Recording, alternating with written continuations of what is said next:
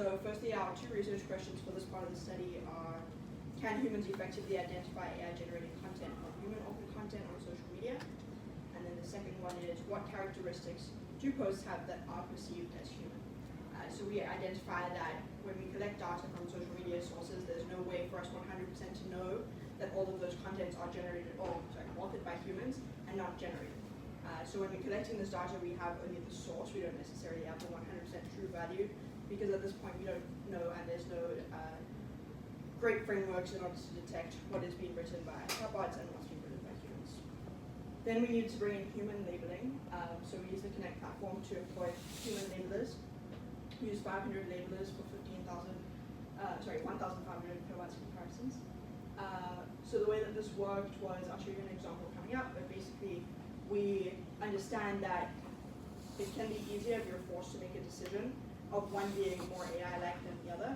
And so because of these decisions, we could actually build up a scale of humanness. So rather than having two bins of, oh, everyone thinks these are AI and these are human, we're like, okay, when you compare these two, this one's a little bit more human, this one's a little bit more human, this one's a little bit more human. So if you think of like the MLB baseball leagues, let's say the Nationals play against the Yankees and one of the teams win, and then their rankings are adjusted on the log. This Bradley Terry method works the same way. We have a whole bunch of pairwise comparisons and winners from them, and then we get the strongest or most human-like posts and the weakest or most AI-like posts. So we can actually incrementally see the difference in posts from most AI-like to most human-like. Conducted analysis. Okay. I have two example labeling tasks just to demonstrate how difficult it can be sometimes. So these are two X posts, and this is the exact wording that we use in the study. So we say, which of the following two X posts is more likely to be generated by an AI chatbot?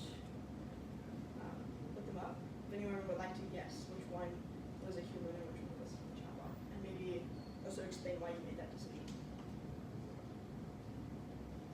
I also just wanted to say these are random and I didn't write them. Okay, so the first one was the X post, and the second one was the chatbot post. I will definitely say that your point of the two question marks, that can be an indicator, but I will also say that they have generated posts like that as well, like capitalization, multiple punctuation marks, and we actually didn't find that capitalization or punctuation were factors in determining humans. That X plot, all of the posts more towards the left-hand side is the human-like scale, and more to the right is the AI scale. So we can see that there is actually a differentiation. There are clearly posts that are also being confused. Like this bug over here is a huge amount of real-world data that's being rated as very AI-like, but the big bulk is being